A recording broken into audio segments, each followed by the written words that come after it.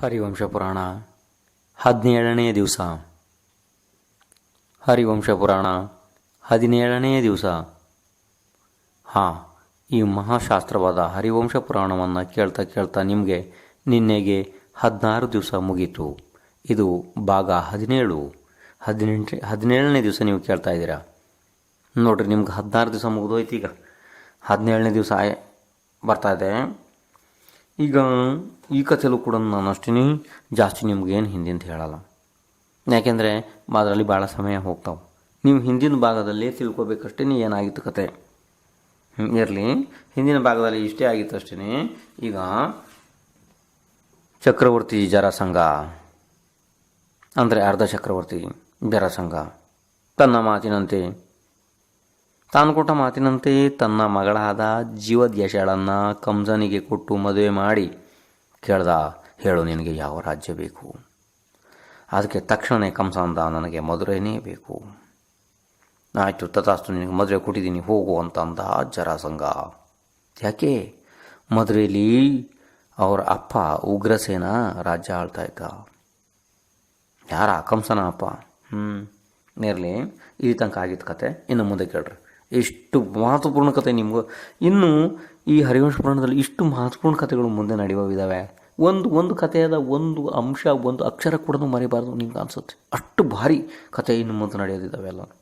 ಇರಲಿ, ಈಗ ಹೊಸ ಹೆಂಡತಿ ಜೀವದ್ಯಶನನ್ನು ಕರ್ಕೊಂಡು ಕಂಸ ನಡೆದ ಎಲ್ಲಿಗೆ?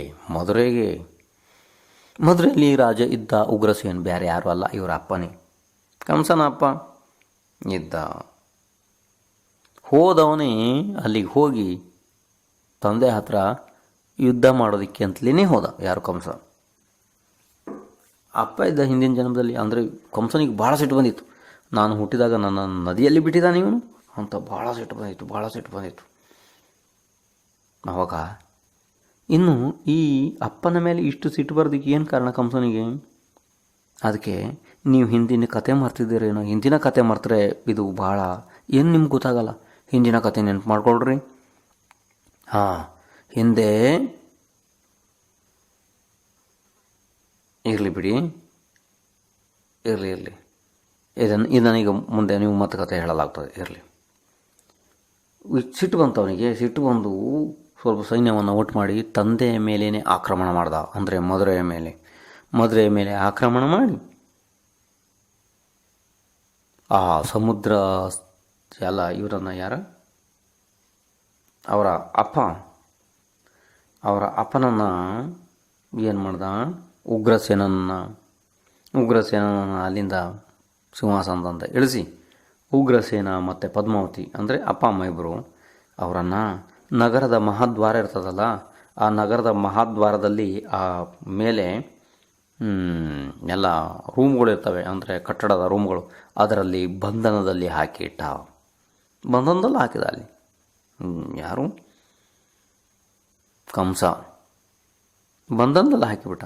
ಯುದ್ಧದಲ್ಲಿ ಸೋಲಿಸಿ ಅವರನ್ನು ರಾಜ್ಯದಿಂದ ಹೊರಗೆ ತೆಗೆದು ಪದ್ಮಾವತಿ ಮತ್ತು ಉಗ್ರಸೇನನ್ನು ಆ ಮಹಾದ್ವಾರ ಬರ್ತಾವಲ್ಲ ಮುಂದ್ಗಡೆ, ಅಲ್ಲಿಗೆ ತಗೊಂಡೋಗಿ ಅವರನ್ನು ಬಂಧನದಲ್ಲಿ ಹಾಕಿಬಿಟ್ಟ, ಕಟ್ಟೆ ಹಾಕಿಬಿಟ್ಟ. ಜೈಲಿನಲ್ಲಿ ಹಾಕಿದಾಗೆ, ಕೈದಿಗಳನ್ನು ಹಾಕಿಬಿಟ್ಟ. ಅಂದರೆ ಬರೋರು ಹೋಗೋರೆಲ್ಲ ನೋಡ್ಬೇಕು ಅವನನ್ನು, ಯಾರನ್ನ? ವಸುದೇವನನ್ನು. ಆ ಪರಿಸ್ಥಿತಿಗೆ ಹಾಕಿಬಿಟ್ಟ ಅಲ್ಲಿ. ಹೀಗಾಯಿತು. ಈಗ ವಸುದೇವಲ್ಲ, ಯಾರನ್ನ? ಉಗ್ರಸೇನನ್ನು.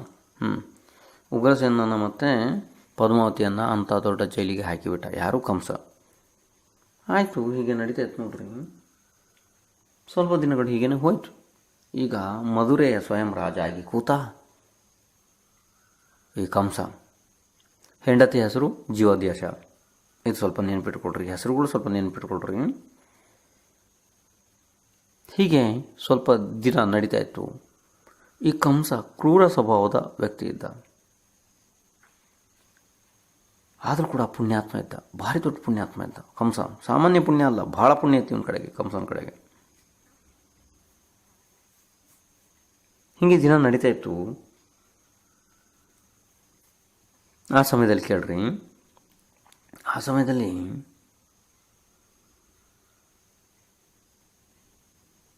ಈ ಕಂಸ ವಿಚಾರ ಮಾಡ್ದ, ಕಂಸ ಏನು ವಿಚಾರ ಮಾಡ್ದ,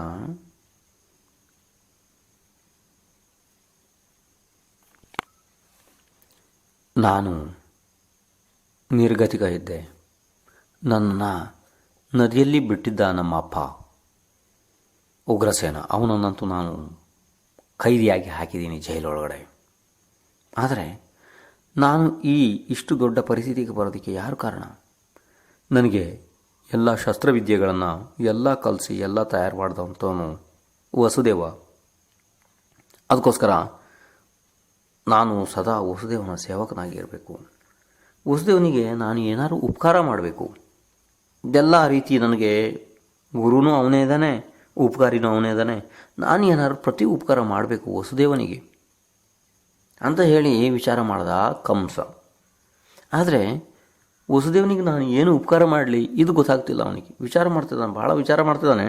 ಏನು ವಿಚಾರ ಮಾಡಿದ್ರು ಕೂಡ ವಸುದೇವನಿಗೆ ನಾನೇನು ಉಪಕಾರ ಮಾಡಲಿ ಇದು ಗೊತ್ತಾಗ್ತಿಲ್ಲ ಅವನಿಗೆ. ಗೊತ್ತಾಗ್ತಿಲ್ಲ ಅಂದರೂ ಕೂಡ ಅವನು ಏನು ಮಾಡ್ದ, ಈ ಕಂಸ ಭಾಳ ಭಕ್ತಿಯಿಂದ ಹೋಗಿ ವಸುದೇವನಿಗೆ ಹೋಗಿ ನಮಸ್ಕಾರ ಮಾಡಿ ಹೇಳ್ದ, ಹೇ ಗುರುದೇವ, ನಿಮ್ಮನ್ನು ನಾನು ಮದುವೆಗೆ ಕರಿತಾ ಇದ್ದೀನಿ, ನೀವು ಮದುವೆಗೆ ಬರ್ರಿ ದಯವಿಟ್ಟು ಅಂತ ಹೇಳಿ ಮದುವೆಗೆ ಕರ್ಕೊಂಬಂದ ಉಪಾಯ ಮಾಡಿ. ಯಾರನ್ನ? ವಸುದೇವನನ್ನು, ಗುರು ವಸುದೇವ. ವಸುದೇವನನ್ನು ಕರ್ಕೊಂಬಂದ ಕಂಸ. ವಸುದೇವನನ್ನು ಕರ್ಕೊಂಬಂದು ವಸುದೇವನಿಗೆ ಕಂಸನ ಒಬ್ಬಳು ತಂಗಿ ಇದ್ಲು. ತಂಗಿ ಅಂದರೆ ತಂಗಿ ಆಗಬೇಕು ಅವಳು, ಆ ಥರ. ಅಂದರೆ ಕಂಸ ಯಾರು? ಉಗ್ರಸೇನ ಮತ್ತು ಪದ್ಮಾವತಿಯರ ಮಗ. ಇದು ಗೊತ್ತಿತ್ತಲ್ಲ ನಿಮಗೆ? ಕಂಸನಿಗೆ ಒಬ್ಬಳು ತಂಗಿ ಇದ್ಲು. ಆ ತಂಗಿಯನ್ನು ಕೊಟ್ಟು ಮದುವೆ ಮಾಡಬೇಕು ಅಂತ ಹೇಳಿ ಯಾರಿಗೆ? ವಸುದೇವನಿಗೆ. ವಸುದೇವನಿಗೆ ಈಗಾಗಲೇ ಸಾಕಷ್ಟು ಜನ ಹೆಂಡತಿಯರಿದ್ದಾರೆ. ಅಂದರೂ ಕೂಡ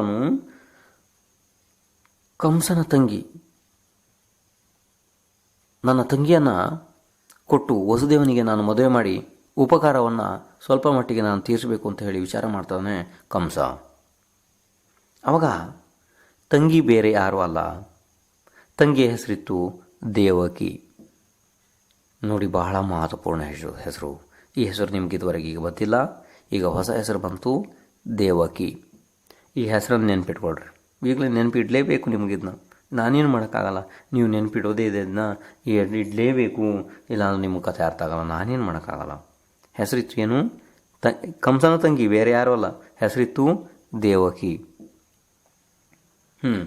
ದೇವಕಿ ಅನ್ನೋಂಥ ತಂಗಿಯನ್ನು ಮದುವೆ ಮಾಡಿಕೊಟ್ಟ ಭಾಳ ದೊಡ್ಡ ವಿಜೃಂಭಣೆಯಿಂದ ವಸುದೇವಂಗೆ. ಯಾರು ಮದುವೆ ಮಾಡಿಕೊಟ್ರು? ಕಂಸ. ಕಂಸನ ತಂಗಿ ಯಾರು? ದೇವಕಿ. ಕಂಸನ ತಂಗಿ ದೇವಕಿಯನ್ನು ಕಂಸ ವಸುದೇವನಿಗೆ ಮದುವೆ ಮಾಡಿಕೊಟ್ಟ. ನೋಡಿ, ಬಹಳ ಮಹತ್ವಪೂರ್ಣ ವಿಷಯ ಆಯ್ತು ಇದೀಗ. ಹೀಗಾಯಿತು. ಇನ್ನು ಈ ವಸುದೇವ ಸುಖಿ ಸ್ವಭಾವದವನು, ಇವನು ಆ ಹೊಸ ಹೆಂಡತಿ ದೇವಕಿ ಜೊತೆಯಲ್ಲಿ ಆನಂದವಾಗಿರೋದಕ್ಕೆ ಪ್ರಾರಂಭ ಮಾಡಿದ. ಆ ಸಮಯದಲ್ಲಿ ಒಂದು ಘಟನೆ ಆಯಿತು. ಇದೊಂದು ಸ್ವಲ್ಪ ದಿವಸ ಹೋಯಿತು. ಸ್ವಲ್ಪ ದಿವಸದ ನಂತರ ಒಂದು ಘಟನೆ ಆಯಿತು ನೋಡ್ರಿ. ಏನು ಘಟನೆ ಆಯಿತು ಗೊತ್ತಾ? ಇದು ಕೂಡ ಮಹತ್ವಪೂರ್ಣ ಘಟನೆನೇ, ಭಾರಿ ದೊಡ್ಡ ಘಟನೆ ಆಯಿತು. ಏನು ಘಟನೆ ಆಯಿತು? ಕಂಸನ ರಾಜ್ಯ ಇತ್ತು, ಕಂಸನ ಆಸ್ಥಾನ ಇತ್ತು, ಎಲ್ಲ ದೊಡ್ಡ ದೊಡ್ಡ ಅರಮನೆ ಇತ್ತು. ಕಂಸನಿಗೆ ಮದುವೆ ಆಗಿತ್ತು. ಹೆಂಡತಿ ಹೆಸರಿತ್ತು ಜೀವದೇಶ, ಅಂದರೆ ಜರಾಸಂಗನ ಮಗಳು ಜೀವದೇಶ. ಎಲ್ಲ ಆಗಿತ್ತು, ಎಲ್ಲ ನಡೀತಾ ಇತ್ತು. ಆವಾಗ ಒಂದು ದಿವಸ ಇದ್ದಕ್ಕಿದ್ದ ಹಾಗೆ ಕಂಸನ ಆಸ್ಥಾನದ ಒಳಗಡೆ ಮಧ್ಯಾಹ್ನದ ಸಮಯ ಕಂಸನ ಅಣ್ಣ, ಬೇರೆ ಯಾರೂ ಅಲ್ಲ, ಕಂಸನ ದೊಡ್ಡ ಅಣ್ಣ, ಬೇರೆ ಯಾರೂ ಅಲ್ಲ. ಇದು ಸಂಬಂಧಗಳು ನೆನ್ಪಿಟ್ಕೊಳ್ರಿ ನೀವು, ಯಾರ್ಯಾರು ಅಂಥೇಳಿ. ಬೇರೆ ಯಾರೂ ಅಲ್ಲ, ಕಂಸನ ದೊಡ್ಡ ಅಣ್ಣ. ಇದೆಲ್ಲ ಕಂಸನಿಗೆ ಗೊತ್ತಿರಲಿಲ್ಲ. ಅಂದರೆ ಕಂಸ ಪಾಪ ಹುಟ್ಟಿದ ತಕ್ಷಣ ಅವನನ್ನು ನದಿಯಲ್ಲಿ ಬಿಟ್ಟಾಗಿತ್ತು. ನನಗೆ ಎಷ್ಟು ಜನ ಅಣ್ಣ ತಮ್ಮದಿರಿದ್ದಾರೆ, ಯಾರ ಸಂಸಾರ, ಅವನಿಗೆ ಗೊತ್ತಿರಲಿಲ್ಲ ಕಂಸನಿಗೆ. ಕಂಸನ ಅಣ್ಣ, ಇದು ಕಂಸನಿಗೆ ಏನು ಗೊತ್ತಿಲ್ಲ ಈ ವಿಷಯ. ಕಂಸನ ಅಣ್ಣ, ಅವ್ರ ಹೆಸರಿತ್ತು ಅತಿಮುಕ್ತಕ್. ಭಾಳ ಮಹತ್ವಪೂರ್ಣ ಹೆಸರು, ಭಾರಿ ಮಹತ್ವಪೂರ್ಣ ಹೆಸರು ನೋಡ್ರಿ. ನಾನೇನು ಮಾಡೋಕ್ಕಾಗಲ್ಲ, ಇಲ್ಲಿ ಮಹತ್ವಪೂರ್ಣ ಹೆಸರನ್ನು ನಾನು ಮಹತ್ವಪೂರ್ಣ ನಿಮ್ಗೆ ಹೇಳ್ತೀನಿ. ನೀವು ಹಿಂಗೆ ಅನ್ಬೇಡಿ. ಮತ್ತು ಮಹಾರಾಜರು ಎಲ್ಲದನ್ನೂ ಮಹತ್ವಪೂರ್ಣ ಅಂತಾರೆ. ನಾವು ಯಾವುದನ್ನು ನೆನ್ಪಿಟ್ಕೊಡ್ಲಿ ಹಾಗೆ ಅನ್ಬೇಡ್ರಿ. ಇದು ಈ ಕಥೆಯ ಮುಖ್ಯ ವಸ್ತುಗಳಿದಾವೆ ಇವೆಲ್ಲ. ಅತಿ ಮುಕ್ತಕ್, ಯಾರು ಕಂಸನ ಅಣ್ಣ ಅತಿ ಮುಕ್ತಕ್. ಅತಿ ಮುಕ್ತಕ್ ಯಾವುದೋ ಕಾರಣದಿಂದ ಅವರಿಗೆ ವೈರಾಗ್ಯ ಆಗಿತ್ತು. ಅವರು ದೀಕ್ಷೆ ತಗೊಂಡು ಹೋಗಿದ್ರು. ಅವರೇನು ಸಾಮಾನ್ಯ ಮುನಿ ಅಲ್ಲ, ಅವಧಿಜ್ಞಾನಿ ಮುನಿ ಇದ್ದರು. ಅಂದರೆ ರುದ್ರಧಾರಿ ಮುನಿ ಇದ್ದರು. ಯಾರು? ಅತಿ ಮುಕ್ತಕ್ ಅವಧಿಜ್ಞಾನಿ ಮುನಿ ಇದ್ದರು. ಅವರು ಒಂದು ದಿವಸ ಮಧ್ಯಾಹ್ನ ಸಮಯದಲ್ಲಿ ಏನೋ ಈ ಸಂಯೋಗಗಳು ನಿಯೋಗಗಳು ಹೇಗಿರ್ತಾವೆ ನೋಡ್ರಿ, ಏನೇನೇ ಆಗ್ತವೆ ಯಾರಿಗೆ ಗೊತ್ತಪ್ಪ. ಒಂದು ದಿವಸ ಮಧ್ಯಾಹ್ನ ಸಮಯದಲ್ಲಿ ಇದ್ದಕ್ಕಿದ್ದ ಹಾಗೆ ಈ ಕಂಸನ ರಾಜನ ಮಹಲ್ನಲ್ಲಿ, ಕಂಸರಾಜ ಇದ್ನಲ್ಲ, ಕಂಸರಾಜನ ಅಂದರೆ ಎಲ್ಲಿ? ಮಧುರೆ. ಕಂಸರಾಜನ ಮಹಲ್ನಲ್ಲಿ ಅವರು ಆಹಾರಕ್ಕೆ ಅಂತ ಬಂದರು ಮಧ್ಯಾಹ್ನದ ಸಮಯ. ಯಾರು? ಅತಿಮುಕ್ತಕ್ ಮುನಿರಾಜ್. ಅತಿಮುಕ್ತಕ್ ಮುನಿರಾಜ್ ಆಹಾರಕ್ಕೆ ಅಂತ ಬಂದರು. ಆದರೆ ಈ ಸೊಕ್ಕಿನ ಸ್ವಭಾವದವಳು ಯಾರು? ಜೀವದೇಶ. ಅಂದರೆ ಕಂಸನ ಹೆಂಡತಿ ಜೀವದೇಶ, ಜರಸಂಗನ ಮಗಳು ಅಂದರೆ ಕಂಸನ ಹೆಂಡತಿ ಜೀವದೇಶ. ಒಂದು ರೀತಿ ಅಹಂಕಾರ, ಸೊಕ್ಕಿನ ಸ್ವಭಾವದವಳು ಇದ್ಲು, ಹಾಸ್ಯ ಸ್ವಭಾವದವಳು. ಇವಳು ದೇವಕಿಯ ಆನಂದ ವಸ್ತ್ರವನ್ನು ಮೈಮೇಲೆ ಹಾಕ್ಕೊಂಡು ನೃತ್ಯ ಮಾಡ್ತಾಯಿದ್ಲು ಅಷ್ಟೊತ್ತಿಗೆ. ದೇವಕಿ ಯಾರು ಅಂತ ನಿಮ್ಗೆ ಗೊತ್ತಿದೆ? ಕಂಸನ ತಂಗಿ. ಕಂಸನ ತಂಗಿ ದೇವಕಿ ಅಂದರೆ ಇವಳು ವಸುದೇವನ ಹೆಂಡತಿ. ದೇವಕಿಯ ಆನಂದ ವಸ್ತ್ರವನ್ನು ಮೈಮೇಲೆ ಹಾಕ್ಕೊಂಡು ನೃತ್ಯ ಮಾಡ್ತಾಯಿದ್ಲು ಈ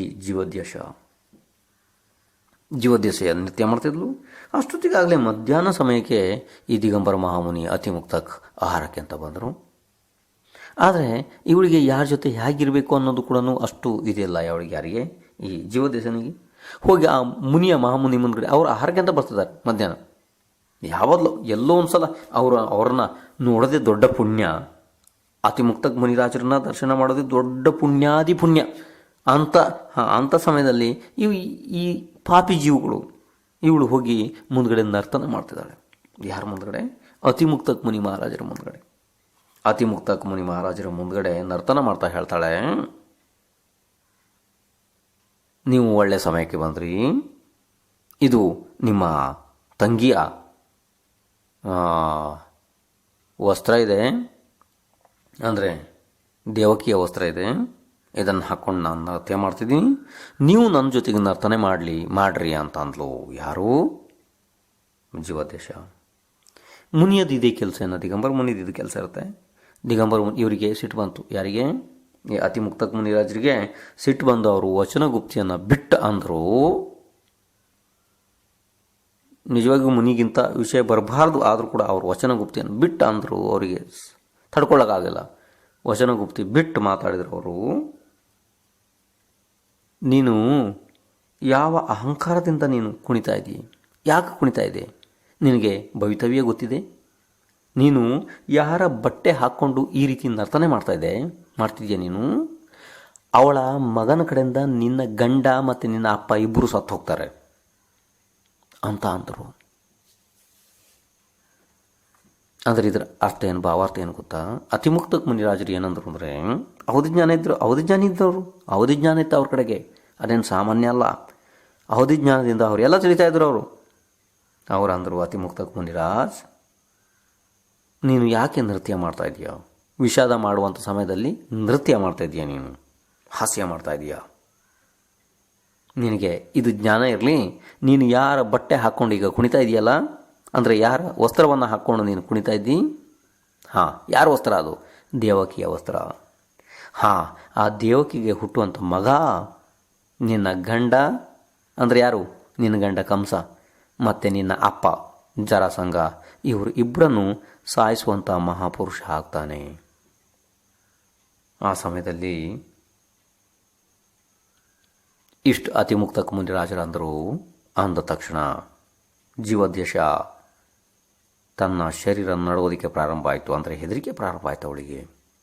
ಇಷ್ಟ ತನಕ ಹಾಸ್ಯ ಮಾಡೋದಕ್ಕೆ ಪ್ರಾರಂಭ ಮಾಡಿದ್ಲು, ಆದರೆ ಈಗ ಹಾಸ್ಯ ಬದಲಾಗಿ ಹೋಯಿತು. ಹೆದರಿಕೆ ಪ್ರಾರಂಭ ಆಯಿತು. ಹೆದರಿಕೆ ಪ್ರಾರಂಭ ಆಯಿತು. ತಕ್ಷಣ ತನ್ನ ನೃತ್ಯವನ್ನು ನಿಲ್ಲಿಸಿ ಗಂಡನ ಹತ್ರ ಓಡಿ ಹೋದಳು. ಯಾಕೆಂದರೆ ಮುನಿರಾಜರ ಮಾತು ಅದು ಇಷ್ಟು ತೀಕ್ಷ್ಣವಾಗಿದೆ, ಇಷ್ಟು ಕಠೋರವಾದ ಸತ್ಯ ಇದೆ, ಇದು ಸುಳ್ಳಾಗೋದಕ್ಕೆ ಸಾಧ್ಯ ಇಲ್ಲ ಅಂತ ಅವಳಿಗೆ ಮನಸ್ಸಿಗೆ ಅನಿಸ್ತು. ಸೀದಾ ಗಂಡನ ಹತ್ರ ಓಡಿ ಹೋದ್ಲು. ಗಂಡ ಯಾರು? ಕಂಸ. ಕಂಸನ ಹತ್ರ ಓಡೋದ್ಲು. ಓಡಿ ಹೇಳಲು, ಹೀಗೆ ಅತಿಮುಕ್ತ ಮುನಿ ಮಹಾರಾಜರು ನಮ್ಮ ಆಸ್ಥಾನಕ್ಕೆ ಆಹಾರಕ್ಕೆ ಅಂತ ಬಂದಿದ್ದರು. ಆದರೆ ನಾನು ಈ ಥರ ನೃತ್ಯ ಮಾಡ್ತಾಯಿದ್ದೆ. ನೃತ್ಯ ಮಾಡ್ತಿರ್ಬೇಕಾದ್ರೆ ನನ್ನನ್ನು ತಡೆದು ಅವರು ನನಗೆ ಈ ರೀತಿ ಅಂದರು, ದೇವಕಿಗೆ ಹುಟ್ಟುವಂಥ ಮಗ ನಿನ್ನ ಗಂಡ ಅಂದರೆ ಕಂಸ ಮತ್ತು ಅಪ್ಪ ಅಂದರೆ ಜರಾಸಂಧ, ಇವರನ್ನು ಇಬ್ಬರನ್ನು ಸಾಯಿಸುವಂಥ ಮಹಾಪುರುಷ ಆಗ್ತಾನೆ ಅಂತ ಅಂದರು. ಇಷ್ಟು ಕೇಳಿದ ತಕ್ಷಣವೇ ಕಂಸ ಕೂಡ ತನ್ನ ಕಿವಿಯನ್ನೆಲ್ಲ ನೆಟ್ಟಗೆ ಮಾಡಿ ಈ ವಿಷಯನ ಕೇಳ್ದ. ಕಾರಣ ಏನಂದರೆ, ಕಂಸನಿಗೆ ದಿಗಂಬರ ಮಹಾಮುನಿಯ ಮಾತಿನ ಮೇಲೆ ಶ್ರದ್ಧೆ ಇತ್ತು. ಕಂಸ ಅದನ್ನೆಲ್ಲ ತಿಳಿತಾ ಇದ್ದ. ಅದರಾಗೆಲ್ಲ ಅವನಿಗೆ ಸದ್ಬುದ್ಧಿ ಇತ್ತು. ಅದನ್ನೆಲ್ಲ ಅವನು ತಿಳಿತಾ ಇದ್ದ. ಅವನು ಪೂರ್ಣ ರೂಪದಲ್ಲಿ ಈ ಮಾತನ್ನು ನಂಬಿದ. ದಿಗಂಬರ ಮುನಿ ಮಹಾರಾಜ್ ಅತಿಮುಕ್ತಕ್ ಅವಧಿಜ್ಞಾನಿ ಇದ್ದಾರೆ, ಇವರು ಹೇಳಿದ ಮೇಲೆ ಈ ಮಾತು ಸುಳ್ಳಾಗೋದಕ್ಕೆ ಸಾಧ್ಯ ಇಲ್ಲ, ಇದು ನಿಶ್ಚಿತ ಇದೆ ಅಂತ ಕಂಸನಿಗೆ ಗೊತ್ತಾಯಿತು. ಕಂಸ ಭಾರಿ ದೂರದರ್ಶಿ ಇದ್ದ. ಅಷ್ಟೇ ಕ್ರೂರ ಸ್ವಭಾವ ಇದ್ದ, ಆದರೆ ಭಾರಿ ದೂರದರ್ಶಿ ಇದ್ದ ಮಾತ್ರ ಅವನು ಕಂಸ. ಅವನು ನಿರ್ಲಕ್ಷ್ಯ ಮನುಷ್ಯ ಇರಲಿಲ್ಲ. ಅವನು ಹೇಗಾದರೂ ಆಗಿ ಹೋಗಲಿ, ಏನಾದರೂ ಆಗಲಿ, ಆ ರೀತಿ ಇರಲಿಲ್ಲ ಕಂಸ. ಕಂಸ ಎಲ್ಲ ವಿಚಾರವನ್ನು ಭಾಳ ವಿಚಾರ ಮಾಡ್ತಿದ್ದ. ಸ್ವಾರ್ಥಿ ಇದ್ದ, ಭಾಳ ದೊಡ್ಡ ಸ್ವಾರ್ಥಿ ಇದ್ದ. ಇಷ್ಟಾಯಿತು. ಈಗ ಕಂಸನ ಹತ್ರ ಓಡಿ ಹೋಗಿ ಹೇಳಿದ್ಲಲ್ಲ ಈ ಜೀವತೇಶ. ಈಗ ಕಂಸ ವಿಚಾರ ಮಾಡ್ತಾನೆ, ಹೇಗಾರು ಮಾಡಿ ಈ ಶತ್ರುವಿನಿಂದ ನಾನು ಉಳಿಬೇಕು, ಶತ್ರು ಉತ್ಪನ್ನ ಆಗ್ತಾ ಇದ್ದ ಹಾಗೆ ನಾನು ಅವನನ್ನು ಹೇಗಾರು ಮಾಡಿ ಸಾಯಿಸಬೇಕು ಅಂತ ಕ್ರೂರ ಸ್ವಭಾವದ ಕಂಸ ವಿಚಾರ ಮಾಡ್ತಾನೆ. ವಿಚಾರ ಮಾಡಿ ಏನು ಮಾಡೋಣ, ಭವಿತವ್ಯನೇ ಹೇಗಿದ್ರೆ ಏನು ಮಾಡೋಣ, ಆದರೂ ಕೂಡ ಪುರುಷಾರ್ಥ ನಾನು ಮಾಡಲೇಬೇಕು. ಯಾರು ಶತ್ರು ನನಗೆ ಹುಡ್ತಾನೆ ಅವನನ್ನು ಹುಟ್ಟಿದ ತಕ್ಷಣವೇ ಅದೇ ಸಮಯದಲ್ಲಿ ನಾನು ಸಾಯಿಸಿಬಿಡ್ತೀನಿ, ನನ್ನ ಕೈಯಿಂದನೇ ನಾನು ಸಾಯಿಸ್ತೀನಿ ಅಂತ ವಿಚಾರ ಮಾಡ್ತಾನೆ ತಲೆ ಒಳಗಡೆ ಈ ಕಂಸ. ಈ ಕ್ರೂರ ಸ್ವಭಾವದ ಕಂಸ ಈಗ ಇವನಿಗೆ ಒಂದು ತಲೆ ಒಳಗಡೆ ಒಂದು ಹೊಸ ಒಂದು ಯುಕ್ತಿ ಹೊಳಿತದೆ. ಯಾರಿಗೆ? ಕಂಸನಿಗೆ. ಕಂಸ ವಿಚಾರ ಮಾಡ್ತಾನೆ, ನನಗೆ ನನ್ನ ಗುರು ವಸುದೇವ ವರ ಕೊಟ್ಟಿದ್ದಾರೆ. ಎಲ್ಲಿ? ಯುದ್ಧ ಭೂಮಿಯಲ್ಲಿ ಶತ್ರು ಸಿಂಹರಥನನ್ನು ಹಿಡಿಬೇಕಿದ್ರೆ ವರ ಕೊಟ್ಟಿದ್ದಾರೆ. ನಿನಗೆ ಏನು ಬೇಕು ಕೇಳು ಅಂಥೇಳಿ. ನಾನು ಆ ವರವನ್ನು ಅವರಲ್ಲಿ ಅಡವಿಟ್ಟಿದ್ದೀನಿ. ಈಗ ನಾನು ಹೋಗಿ ಆ ವರವನ್ನು ಕೇಳಬೇಕು ಅಂತ ಹೇಳಿ ಕಂಸ ವಿಚಾರ ಮಾಡಿ ಹೋದ. ವಸುದೇವನ ಹತ್ರ ಹೋದ. ಅಲ್ಲಿ ಹೋಗಿ ನಮಸ್ಕಾರ ಮಾಡಿದ. ನಮಸ್ಕಾರ ಮಾಡಿ ವಸುದೇವನಿಗೆ ಕೇಳ್ದ, ಹೇ ಗುರು ಮಹಾರಾಜ್, ನನಗೆ ನೀವು ಅವತ್ತು ವರ ಕೊಟ್ಟಿದ್ರಿ ಸಿಂಹರಥನನ್ನು ಹಿಡಿಬೇಕಿದ್ರೆ. ಆವಾಗ ನಾನು ಆ ವರ ನಿಮ್ಮಲ್ಲೇ ಇರಲಿ ಅಂತ ನಿಮ್ಮಲ್ಲೇ ನಾನು ಅಡವಿಟ್ಟಿದ್ದೆ. ಈಗ ನನಗೆ ಆ ವರದ ಅವಶ್ಯಕತೆ ಇದೆ. ಆವಾಗ ವಸುದೇವ ಭಾಳ ಸಂತೋಷವಾಗಿ ಅಂದ, ಕೇಳು, ನಿನಗೆ ಏನು ಬೇಕು ಕೇಳು. ಅದಕ್ಕೆ ಕಂಸ ಅಂದ, ನನಗೆ ಬೇರೆ ಏನು ಬೇಡ, ನನ್ನ ತಂಗಿ ದೇವಕಿ ಅಂದರೆ ನಿಮ್ಮ ಹೆಂಡತಿ, ನನ್ನ ತಂಗಿ ದೇವಕಿಯ ಎಷ್ಟು ಮಕ್ಕಳು ಹುಡ್ತಾರೆ, ಅವಳು ಗರ್ಭಿಣಿ ಆದಾಗ ನನ್ನ ಮನೆಯಲ್ಲೇ ಇರಬೇಕು, ಮತ್ತು ಎಲ್ಲ ಮಕ್ಕಳು ನನ್ನ ಮನೆಯಲ್ಲಿ ಹುಟ್ಟಬೇಕು. ಇಷ್ಟೇ ನನಗೆ ವರ ಕೊಟ್ಟರೆ ಸಾಕು. ಸರಳ ಸ್ವಭಾವದ ವಸುದೇವನಿಗೆ ಇದು ಏನು ಗೊತ್ತಾಗಿಲ್ಲ. ತಥಾಸ್ತು ಅಂತಂದ. ಹಾಗೆ ಆಯಿತು, ಹಾಗೆ ಆಗಲಿ. ಕಂಸ, ನೀನು ನನ್ನನ್ನು ಋಣಮುಕ್ತ ಮಾಡಿದ್ಯಾ. ದೇವಕಿಯ ಎಷ್ಟು ಜನ ಮಕ್ಕಳು ಹುಡ್ತಾರೆ ಎಲ್ಲ ನಿನ್ನ ಮನೇಲೇ, ಅವಳ ಪ್ರಸೂತಿ ಗೃಹ ಆಗಲಿ, ಪ್ರಸವ ಎಲ್ಲ ಅಲ್ಲೇ ಆಗಲಿ, ಅಂದರೆ ಹೆರಿಗೆ ಅಲ್ಲೇ ಆಗಲಿ ಅಂತ ಒಪ್ಕೊಂಡ ವಸುದೇವ ಸರಳ ಸ್ವಭಾವದವನಿದ್ದ. ಆದರೆ ಈ ಕುಟಿಲತೆ ವಸುದೇವನಿಗೇನು ಗೊತ್ತಾಗಿಲ್ಲ. ವಸುದೇವ ವಿಚಾರ ಮಾಡಿದ, ಅಣ್ಣನ ಮನೆಯಲ್ಲಿ ತಂಗಿಯನ್ನು ಬಿಡ್ತಾ ಇದ್ದೀನಿ ನಾನು. ಯಾರು? ವಸುದೇವ ಬೇರೆ ಯಾರೂ ಅಲ್ಲ, ವಸುದೇವನೇ ಈ ದೇವಕಿಯನ್ನು ಮದುವೆ ಮಾಡಿಕೊಟ್ಟಿದ್ದು ನನಗೆ. ಅಣ್ಣನ ಮನೆಯಲ್ಲಿ ಅವನು ಕಂಸನ ಮನೆಯಲ್ಲಿ ನನ್ನ ಹೆಂಡತಿಯನ್ನು ಬಿಡೋದಕ್ಕೆ ಏನು ಅದರಲ್ಲಿ ಅಪರಾಧ ಯಾವುದಿದೆ? ಅಂದರೆ ನಿಮ್ಗೆ ಸಂಬಂಧಗಳು ಗೊತ್ತಾಗ್ದೆಯಾ? ನೀವು ಕೇಳ್ತಾ ಇದ್ದೀರಿ, ಸಂಬಂಧಗಳು ಚೆನ್ನಾಗಿ ಗೊತ್ತಿದೆಯಲ್ಲ ನಿಮಗೆ. ಅಂದರೆ ಕಂಸನ ತಂಗಿ ದೇವಕಿಯನ್ನು ಕಂಸ ಮದುವೆ ಮಾಡಿಕೊಟ್ಟಿದ್ದ ವಸುದೇವನಿಗೆ. ಈಗ ಕಂಸನೇ ಕೇಳ್ತಿದ್ದಾನೆ, ನನ್ನ ತಂಗಿಯನ್ನು ನಾನು ನಿಮಗೆ ಮದುವೆ ಮಾಡಿಕೊಟ್ಟಿದ್ದೀನಿ. ನನ್ನ ತಂಗಿಯ ಎಲ್ಲ ಹೆರಿಗೆಗಳು, ಎಲ್ಲ ಪ್ರಸೂತಿಗ್ರಹ ನನ್ನ ಮನೆಯಲ್ಲೇ ಆಗಲಿ ಅಂತ ವರ ಕೇಳ್ತಾ ಇದ್ದಾನೆ. ಅದನ್ನು ವರ ಕೊಡೋದ್ರಲ್ಲಿ ಏನು ತಪ್ಪಿದೆ? ತಥಾಸ್ತು ಅಂತಂದ. ಆಯ್ತಪ್ಪ, ಅಣ್ಣನ ಮನೆಯಲ್ಲಿ ತಂಗಿಯ ಹೆರಿಗೆ ಆಗ್ತದೆ ಅಂದರೆ ಯಾರು ಕೂಡ ಏನು ದುರ್ಘಟನೆ ಆಗ್ತದೆ ಅಂತ ವಿಚಾರ ಮಾಡಲ್ಲ. ಆ ಥರ ಪ್ರಪಂಚದಲ್ಲಿ ವ್ಯವಸ್ಥೆ ಇಲ್ಲ. ಅದಕ್ಕೋಸ್ಕರ ವಸುದೇವ ತಥಾಸ್ತು ಅಂತಂದ, ಹಾಗೇ ಆಗಲಿ ಅಂತಂದ. ಆದರೆ ವಸುದೇವನಿಗೆ ಯಾವುದೇ ರೀತಿ ಕಪಟ ಗೊತ್ತಾಗಿಲ್ಲ. ಇಷ್ಟು ಕೇಳಿದ್ರಲ್ಲ ನೀವೀಗ, ಇಷ್ಟು ಇನ್ನು ಮುಂದೆ ಕೇಳ್ತಿರೋ ಕಥೆಯನ್ನು. ಆದರೆ ಸ್ವಲ್ಪ ಸಮಯದ ನಂತರ ಈ ವಿಷಯ ವಸುದೇವನಿಗೆ ಸ್ವಲ್ಪ ಸ್ವಲ್ಪ ಗೊತ್ತಾಯಿತು. ಕಂಸ ತನ್ನ ಮನೆಯಲ್ಲಿ ಹೆರಿಗೆ ಆಗಬೇಕು ಅಂತ ಹೇಳಿ ದೇವಕಿಯನ್ನು ಕೇಳ್ತಿದ್ದಾನೆ. ಇದರಲ್ಲಿ ಏನೋ ರಹಸ್ಯ ಇದೆ. ಸ್ವಲ್ಪ ಸಂಶಯ ಬಂತು ವಸುದೇವನಿಗೆ ಸ್ವಲ್ಪ ಸಂಶಯ ಬಂತು. ಹೇಗಾದರೂ ಇರಲಿ, ನಿಜವಾದ ಸತ್ಯ ವಿಷಯ ಏನು, ಅದನ್ನು ನಾನು ಅವರಿವರಂತ ಕೇಳಿದ್ರಿಂದ ಏನು ಉಪಯೋಗ ಇಲ್ಲ. ಯಾಕೆಂದರೆ ಅವರಿವರಲ್ಲಿ ಮಾತುಗಳು ಒಂದಕ್ಕೊಂದುವರೆ ಆಗಿ ಸ್ವಲ್ಪ ಹೆಚ್ಚು ಕಮ್ಮಿ ಆಗ್ಬೋದು. ಆದರೆ ನನಗಿದೆಲ್ಲ ಬೇಡ, ನಿಜವಾಗಿ ನಿಶ್ಚಿತವಾದ ಸತ್ಯ ನನಗೆ ಗೊತ್ತಾಗಬೇಕು ಅಂತ ಹೇಳಿ ವಿಚಾರ ಮಾಡಿ ವಸುದೇವ ಸೀದಾ ದೇವಕಿಯನ್ನು ಕರ್ಕೊಂಡು ಅತಿಮುಕ್ತಕ್ ಮುನಿ ಮಹಾರಾಜರು ಆಮ್ರವನದ ಒಳಗಡೆ ಇರ್ತಾಯಿದ್ರು, ತಪಸ್ ಮಾಡ್ತಾಯಿದ್ರು, ಅಲ್ಲಿಗೆ ಹೋದ. ಮುನಿರಾಜರನ್ನೇ ಕೇಳ್ತೀನಿ ಏನು ಸತ್ಯ ಅಂಥೇಳಿ, ನಿಜವಾದ ಸತ್ಯ ಏನು, ನಾನು ಅಲ್ಲಿಗೆ ಹೋಗ್ತೀನಿ ಅಂತ ಅಲ್ಲಿಗೆ ಹೋದ ವಸುದೇವ ಹೋದ. ಆವಾಗ ಅವಧಿಜ್ಞಾನಿ ಅತಿಮುಕ್ತಕ್ ಮುನಿರಾಜ್ ಅಲ್ಲಿ ವಿರಾಜಮಾನಿದ್ರು ಆಮ್ರವನದಲ್ಲಿ. ಅವರಿಗೆ ಹೋಗಿ ಬಹಳ ವಿನಯದಿಂದ ನಮಸ್ಕಾರ ಮಾಡಿದ ವಸುದೇವ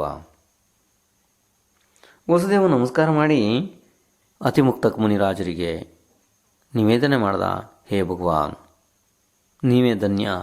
ಈ ಸಂಸಾರದಿಂದ ಎಲ್ಲ ಜಂಜಟಗಳನ್ನು ಬಿಟ್ಟು, ಎಲ್ಲ ಪರಿಗ್ರಹಗಳನ್ನು ಬಿಟ್ಟು ಇಂತಹ ವೃದ್ಧಿ ಸಂಪನ್ನ ಮಾಡ್ಕೊಂಡಂಥ ನೀವೇ ಧನ್ಯ, ನಿಮ್ಮ ಜೀವನವೇ ಧನ್ಯ, ನಿಮ್ಮ ಹೆತ್ತ ತಂದೆ ತಾಯಿಯೇ ಧನ್ಯ, ನೀವೇ ಧನ್ಯ ಅಂತ ಅವ್ರನ್ನೆಲ್ಲ ಭಕ್ತಿ ಮಾಡಿ ಅವರಿಗೆ ಪೂರಾ ಶರಣಗತಿಯಾಗಿ ವಸುದೇವ ಕೇಳ್ತಾನೆ, ಹೇ ಭಗವಾನ್, ನನಗೆ ಸತ್ಯ ಹೇಳ್ರಿ, ನನ್ನ ಯಾವ ಮಗ ಏನೇನು ಮಾಡೋನಿದ್ದಾನೆ, ಮುಂದಿನ ಭವಿತವ್ಯ ಏನು ಅಂತ ಕೇಳ್ದ ವಸುದೇವ. ಅವಧಿಜ್ಞಾನಿ ಮುನಿರಾಜ್ ಅತಿಮುಕ್ತಕ್ ಕತೆ ಹೇಳ್ತಾರೆ ಕೇಳ್ರಿ. ಇದು ನೀವು ಎಲ್ಲಿ ವ್ಯತ್ಯಾಸ ಮಾಡ್ಕೊಬೇಡ್ರಪ್ಪ. ಈಗ ಉಪಕಥೆ ಬರ್ತದೆ. ಅಂದರೆ ಈಗ ನೋಡ್ರಿ, ವಸುದೇವನಿಗೆ ಅತಿಮುಕ್ತಕ್ ಮುನಿರಾಜ್ ಕತೆ ಹೇಳ್ತಾರೆ. ವಸುದೇವನಿಗೆ ಅತಿಮುಕ್ತಕ್ ಮುನಿರಾಜ್ ಕತೆ ಹೇಳ್ತಾರೆ. ಅಂದರೆ ಈ ಕಂಸ ಯಾರು, ಎಲ್ಲಿಂದ ಬಂದ, ಇವನ ಪೂರ್ವಭಾವ ಏನು, ಯಾಕೆ ಬಂದ, ಇವನು ಯಾಕೆ ದ್ವೇಷ ಮಾಡ್ತಿದ್ದಾನೆ ನಿಮ್ಮ ಮೇಲೆಲ್ಲ, ಇದನ್ನು ಹೇಳ್ತಾರೆ. ಭಾರಿ ಮಹತ್ವಪೂರ್ಣ ಕಥೆ ಹೇಳ್ತಿದ್ದಾರೆ. ಯಾರಿಗೆ? ವಸುದೇವನಿಗೆ ಹೇಳ್ತಾರೆ. ಯಾರು ಹೇಳ್ತಾರೆ? ಅತಿಮುಕ್ತಕ್ ಮುನಿರಾಜ್. ಇದನ್ನು ನೀವು ಕೇಳ್ರಿ. ಈಗ ಕಂಸ ಯಾರು, ಅವನ ಪೂರ್ವಭಾವದಲ್ಲಿ ಏನಿದ್ದ, ಯಾಕೆ ಹೀಗೆ ಮಾಡ್ತಿದ್ದಾನೆ ಕಂಸ ಹೀಗೆಲ್ಲ ಮಾಡೋದಕ್ಕೆ ಏನು ಕಾರಣ ಇದೆ, ಅವನಿಗೇನು ವೈರ ಇದ್ದ ನಿಮ್ಮ ಮೇಲೆ, ಇದನ್ನು ಪೂರ್ವಭಾವದ ವರ್ಣನೆಯನ್ನು ಹೇಳ್ತಾರೆ ಅವಧಿಜ್ಞಾನಿ ಅತಿಮುಕ್ತಕ್ ಮುನಿರಾಜ್. ಯಾರಿಗೆ? ವಸುದೇವಂಗೆ. ನೀವು ಇದನ್ನು ಗಮನ ಇಟ್ಟು ಕೇಳ್ರಿ. ಈಗ ಪ್ರಾರಂಭ ಆಗ್ತದೆ. ಅತಿಮುಕ್ತಕ್ ಮುನಿರಾಜ್ ಹೇಳೋದಕ್ಕೆ ಪ್ರಾರಂಭ ಮಾಡ್ತಾರೆ ವಸುದೇವನಿಗೆ. ಹೇ ವಸುದೇವ, ನೀನು ಈ ಕಂಸನ ಪೂರ್ವಭಾವಗಳನ್ನು ನಾನು ಹೇಳ್ತೀನಿ, ಗಮನ ಇಟ್ಟು ಕೇಳು. ಅದಾದ ನಂತರ ನಿನಗೆ ಬರುವಂಥ ಯಾವ ಮಗ ಇವರನ್ನೆಲ್ಲ ಸಾಯಿಸೋನಾಗ್ತಾನೆ ಅದನ್ನು ಹೇಳ್ತೀನಿ, ಗಮನ ಇಟ್ಟು ಕೇಳು.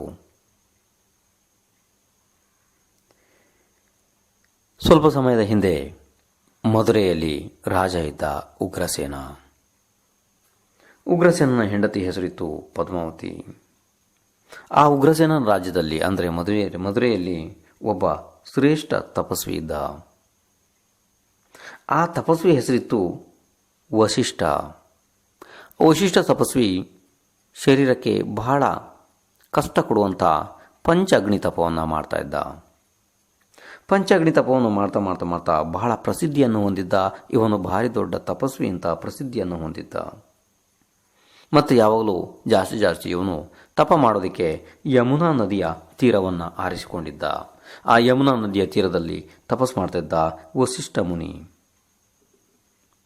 ಆದರೆ ಅದೇ ಊರಿನಲ್ಲಿ ಅಂದರೆ ಮಧುರೆಯಲ್ಲಿ ಜಿನದಾಸ್ ಅಂತ ಒಬ್ಬ ಜೈನ ಧರ್ಮದ ಸೇಟು ಇದ್ದ. ಆ ಸೇಟು ಜಿನೇಂದ್ರ ಭಗವಾನರ ಪರಮ ಭಕ್ತ ಇದ್ದ. ಜಿನದಾಸ್ ಸೇಟು ಅಂತ ಹೆಸರು. ಮತ್ತೆ ಬಹಳ ಸಂಪದ್ಭರಿತ ವ್ಯಕ್ತಿ ಕೂಡ ಇದ್ದ ಜಿನದಾಸ್ ಸೇಟು. ಜಿನದಾಸ್ ಸೇಟುನ ಮನೆಯಲ್ಲಿ ಒಬ್ಬಳು ದಾಸಿ ಇದ್ಲು ಪ್ರಿಯಂಗುಲತಾ.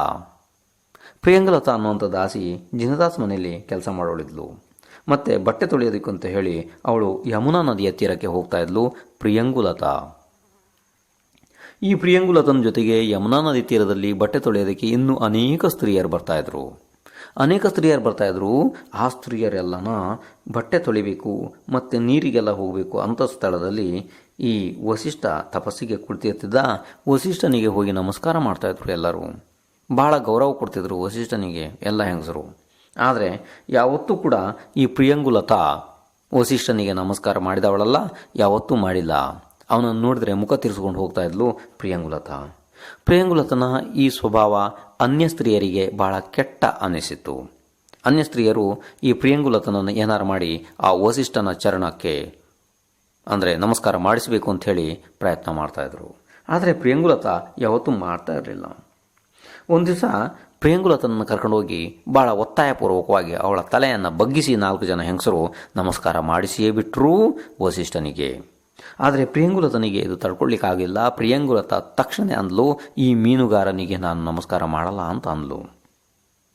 ಮೀನುಗಾರನಿಗೆ ನಾನು ನಮಸ್ಕಾರ ಮಾಡಲ್ಲ ಅಂತ ಅಂದ ತಕ್ಷಣ ಸಿಟ್ಟಿನಿಂದ ಕಿಡಿ ಕಾರಿದ ವಸಿಷ್ಠ ಮುನಿ ನನ್ನನ್ನು ಮೀನುಗಾರ ಅಂದುಬಿಟ್ಲು. ನಾನು ಈ ಊರಿನ ಶ್ರೇಷ್ಠ ತಪಸ್ವಿ ಇದ್ದೀನಿ. ಮಧುರೆಯಲ್ಲಿ ನನ್ನ ಹೆಸರು ಎಲ್ಲ ಕಡೆ ಇದೆ. ನಾನು ಶ್ರೇಷ್ಠ ತಪಸ್ವಿ ಇದ್ದೀನಿ. ನನಗೆ ಮೀನುಗಾರ ಅಂತ ಹೇಳಿಬಿಟ್ಲು. ಬಹಳ ಸಿಟ್ಟು ಬಂತು. ಯಾರಿಗೆ? ವಸಿಷ್ಠ ಮುನಿಗೆ. ವಸಿಷ್ಠ ಮುನಿಗೆ ಸಿಟ್ಟು ಬಂತು ಮೀನುಗಾರ ಶಬ್ದವನ್ನು ಕೇಳಿ. ಇನ್ನು ಅವನು ವಸಿಷ್ಠ ಮುನಿ ಸೀದಾ ರಾಜ ಉಗ್ರಸೇನನ ಹತ್ರ ಹೋದ. ರಾಜ ಉಗ್ರಸೇನನ ಸಭೆ ತುಂಬಿತ್ತು. ಆ ಸಮಯದಲ್ಲಿ ವಸಿಷ್ಠ ಮುನಿಯನ್ನು ನೋಡಿ ರಾಜ ಕೂಡ ಗೌರವ ಕೊಟ್ಟ. ಅಲ್ಲಿ ಹೋಗಿ ರಾಜನಿಗೆ ದೂರು ಕೊಟ್ಟ ಉಗ್ರಸೇನಿಗೆ, ಹೇ ರಾಜ, ನಿನ್ನ ಸೇಟು ಜಿಂದಾಸ್ ಸೇಟು ಏನಿದ್ದಾನೆ, ಜಿಂದಾಸ್ ಸೇಟು ನನಗೆ ಮೀನುಗಾರ ಅಂತ ಹೇಳಿಸಿದಾನೆ ಅಂತ ದೂರು ಕೊಟ್ಟ. ಆ ತಕ್ಷಣ ರಾಜ ಉಗ್ರಸೇನ್ ಆ ಜಿಂದಾಸ್ ಸೇಟುವನ್ನು ಕರೆಸದ. ಆವಾಗ ಜಿಂದಾಸ್ ಸೇಟು ಬಂದು ಸ್ವಾಭಾವಿಕ ಅಂದ ಅವನು, ನನಗೂ ಈ ವಸಿಷ್ಠನಿಗೂ ಯಾವುದೇ ರೀತಿ ಸಂಬಂಧ ಇಲ್ಲ. ನಾನೇನು ಅವನ ಕಡೆ ಹೋಗಿಲ್ಲ ಮತ್ತು ಅವನಿಗೆ ನಾನೇನು ಹೇಳಿಲ್ಲ.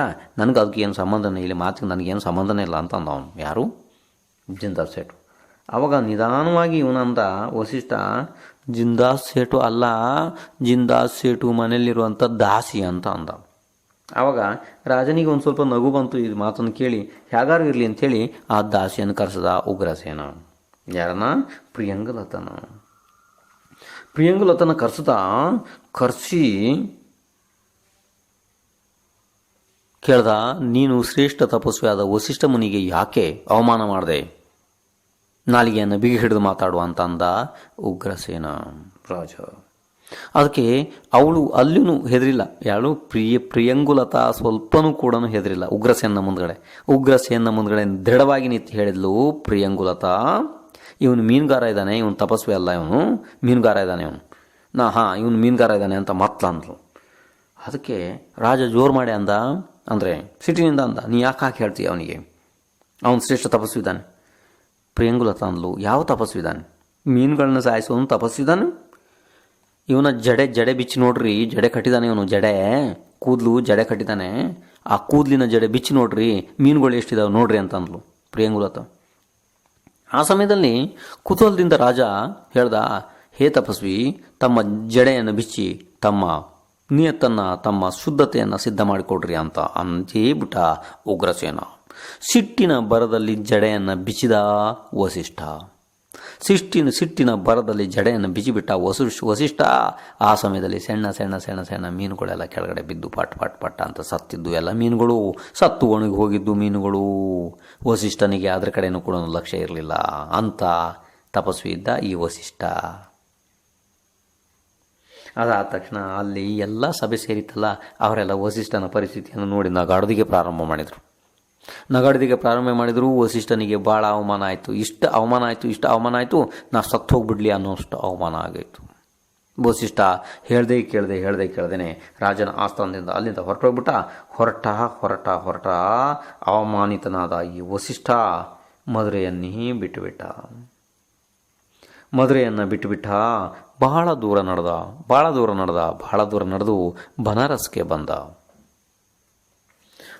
ಬಹಳ ದೂರ ನಡೆದು ಬನಾರಸ್ಗೆ ಬಂದ. ಬನಾರಸ್ಗೆ ಬಂದು ಅಲ್ಲಿ ನದಿಯ ದಡದಲ್ಲಿ ಮತ್ತೆ ಇದೇ ರೀತಿ ಪಂಚಾಗ್ನಿ ತಪ ಮಾಡೋದಕ್ಕೆ ಪ್ರಾರಂಭ ಮಾಡಿದ. ಬನಾರಸ್ನಲ್ಲಿ ಯಾರು? ಮುನಿ ವಸಿಷ್ಠ.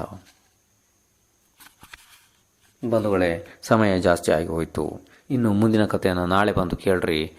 ಮಹಾವೀರ ಭಗವಾನರಿಗೆ ಜಯವಾಗಲಿ.